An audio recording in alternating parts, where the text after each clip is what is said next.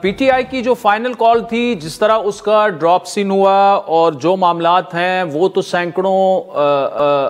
لاشوں کا دعویٰ کر رہے ہیں کہ حکومت نے بروٹلی ان پر فورس استعمال کی، اسٹریٹ بالکل ان پر فائرنگ ہوئی. یہ بتائے گا کہ کچھ بھی نہیں ہوا، کس طرح اٹھ کے چلے گئے پی ٹی آئی کے لوگ؟ جی، جو 1 لاکھ کا نمبر ڈی چوک میں پورا نہیں ہو سکا وہ الحمدللہ پاکستان کے عوام کو مبارک ہو. پاکستان اسٹاک ایکسچینج نے 1 لاکھ آج عبور کر لیا، اور یہ بہت پاکستان کی اکانومی پر اعتماد کی علامت ہے. اس سے سارے مسئلے ہمارے حل نہیں ہو گئے، لیکن یہ ہے کہ وہ 1 لاکھ کا نمبر جو ڈی چوک میں ہم تلاش کرتے رہے، لیکن وہ بہرحال کراچی اسٹاک ایکسچینج نے وہ 1 لاکھ کی خواہش جو ہے وہ آج پوری کر دی. دوسرا یہ ہے کہ یہ ہم نے آج سے 10 سال پہلے بھی عادل صاحب اسی قسم کے کلیمز دیکھے تھے جب دھرنا ہوا تھا. اس وقت بھی انہوں نے یہ لاشوں کے متلاشی ہیں، پاکستانیوں کے خون کے متلاشی ہیں، 104 لاشیں کلیم کی تھی. 104 لوگ ہمارے جو ہیں اس دھرنے میں شہید ہوئے، اور لٹرلی اسلام آباد کے ہسپتالوں میں مارے ان کے قائدین پھر رہے تھے کہ کہیں سے نعوذ باللہ کوئی لاش مل جائے پاکستانی کی جسے ہم کلیم کر سکیں.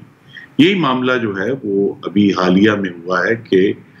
جب اصل تو ایشو یہ ہے، جو سوال یہ جس سے انکاری ہیں، نہ ہی اس کی طرف آنا چاہتے ہیں نہ جواب دینا چاہتے ہیں، کہ جو قائدین جب میدان چھوڑ کر فرار ہو جائیں پھر کارکنوں سے یہ توقع کرنا کہ وہ وہاں کھڑے رہیں، یہ تو بالکل آئی تھنک سیاسی طور پر بھی اور اخلاقی طور پر بھی درست نہیں ہے. تو جب ان کے قائدین جو ہیں وہ سامنا نہیں کر سکے، جب انہیں وارن کیا گیا تھا کہ آپ کو تمام تر جو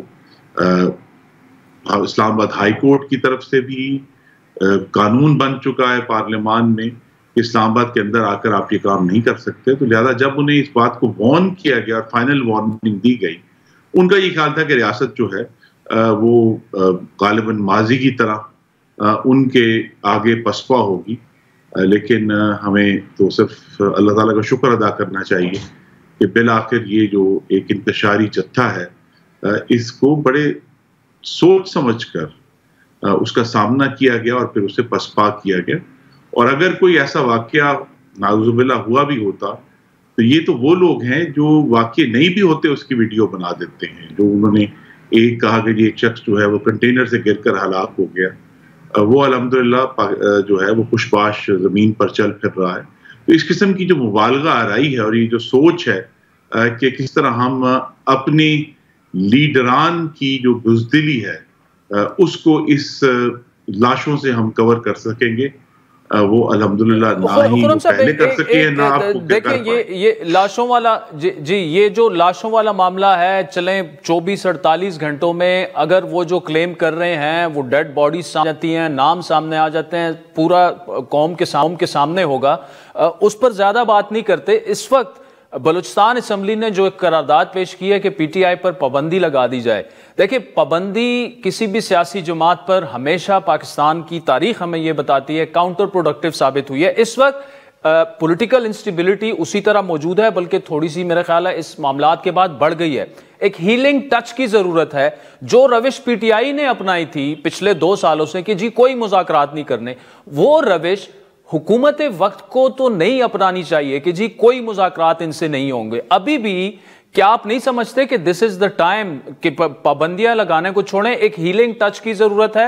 مذاکرات آپ اناؤنس کریں کہ آئیں جی بیٹھیں، ڈائیلاگ کریں اور بات کریں جو بھی معاملات ہیں؟ جی، ہمارے پاس ایک ہی مثال ہے، اور تحریک انصاف نے اپنی حکومت کے دور میں تحریک لبیک پاکستان پر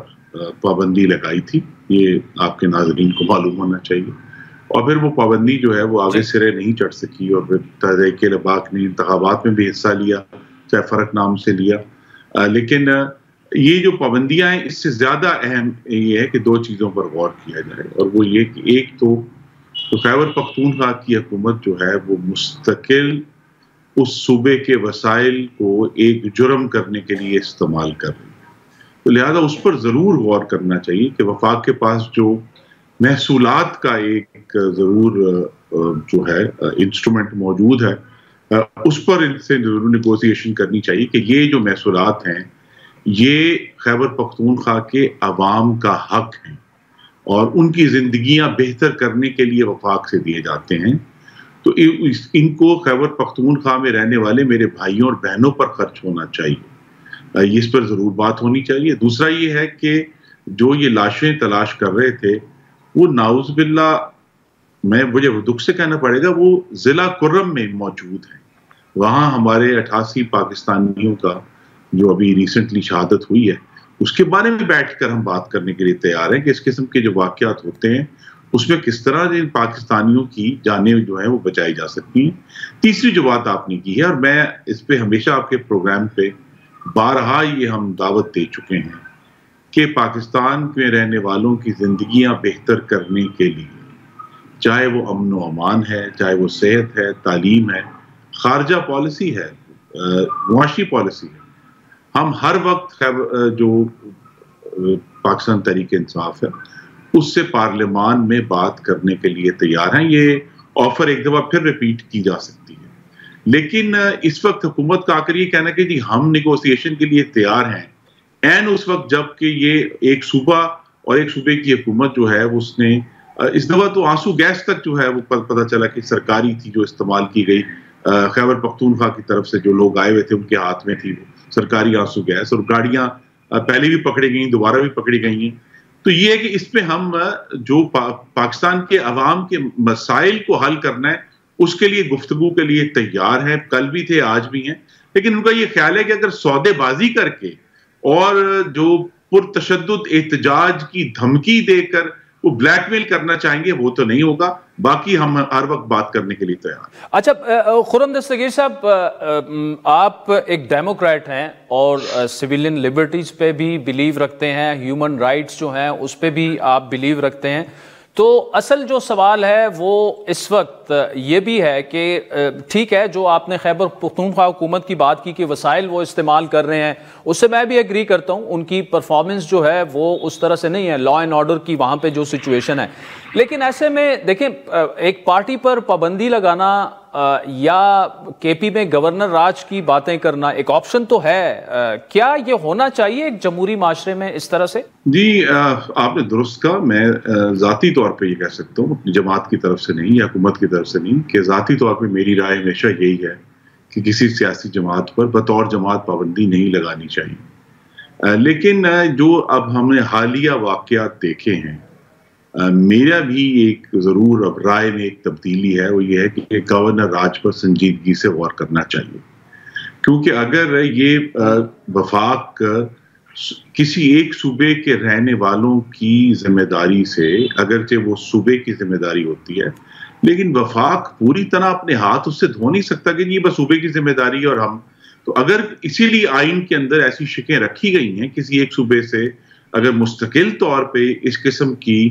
جو وسائل کا غلط استعمال ہے، اگر ایک صوبے کی طرف سے انسائٹمنٹ ٹو وائلنس ہے اور ایک صوبے کی طرف سے ایک جرم جو ہے اس کا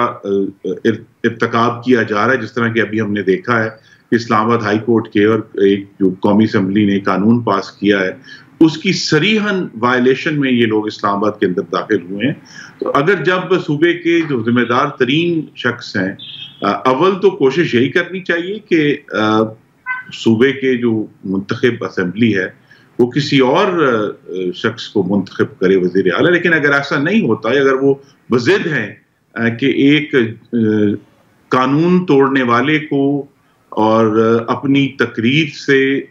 جرم پر ترغیب دینے والے کو ہی انہوں نے وزیر اعلیٰ رکھنا ہے، تو حکومت کو پھر جو آئین کے اندر معاملات موجود ہیں اس پر سنجیدگی سے غور کرنا